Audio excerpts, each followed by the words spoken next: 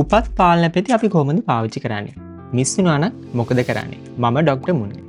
මෙන්සස් හදිලා පළවෙනි දවස් 5 දිනම් පෙති පටන් ගත්තේ. ඊළඟ දවස් 7 දී වාට කොන්ඩම් නැත්නම් බැරියර් මෙතඩ්ස් අවශ්‍ය නැහැ. හැබැයි වා දවස් 5න් පස්සේ නම් පටන් ගත්තේ. ඊළඟ දවස් 7 දී වාට කොන්ඩම් නැත්නම් බැරියර් මෙතඩ්ස් පාවිච්චි කරන්න වෙනවා. උපත් පාලන පෙති එකක් මිස් වුණා නම් මතක් වුණ වෙලාවට ඒ පෙත්ත ගන්න. ඊට පස්සේ දිගටම කාඩ් එක කන්ටිනියු කරගෙන යන්න. ඊළඟ දවස් 7 දී වාට කොන්ඩම්ස් නැත්නම් බැරියර් මෙතඩ්ස් අවශ්‍ය නැහැ. වා කලින් දවස් 5 මාත්‍යත් එක්ක එකතු වෙලා තිබ්බනම් ඉමර්ජන්සි කන්ට්‍රසෙප්ෂන් එකක් අවශ්‍යත් නැහැ. වාට පෙති දෙකක් නැත්නම් තුනක් අමතක වුණා නම් මතක් වුණ වෙලාවට එක පෙත්තක් ගන්න.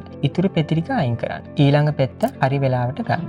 ඊළඟ දවස් 7 දී වාට කොන්ඩම්ස් නැත්නම් බැරියර් මෙතඩ්ස් පාවිච්චි කරන්න වෙනවා.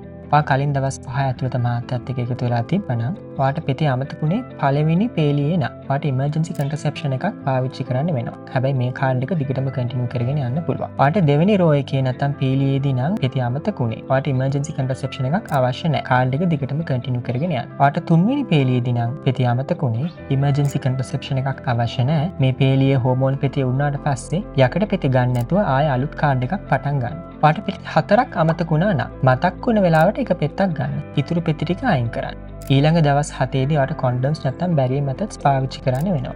කලින් දවස් 5ක් ඇතුළත වා මහත්යත් එක්ක එකතු වෙලා තිබ්බනම් ඉමර්ජන්සි කන්ට්‍රසෙප්ෂන් එකක් පාවිච්චි කරන්න. වාට පෙති අමතකුනේ තුන්වෙනි රෝ එකේදී නම් තුන්වෙනි රෝ එක ඉවර වෙලා අලුත් කාඩ් එකක් පටන් ගන්න. යකඩ පෙති ගන්නේ නැතුව. වාට පෙති අමතකුනේ පළවෙනි නැත්නම් දෙවෙනි රෝ එකේ නම් අදාළ විදිහට දිගටම ඒ කාඩ් එකම කන්ටිනියු කරගෙන යන්න පුළුවන්.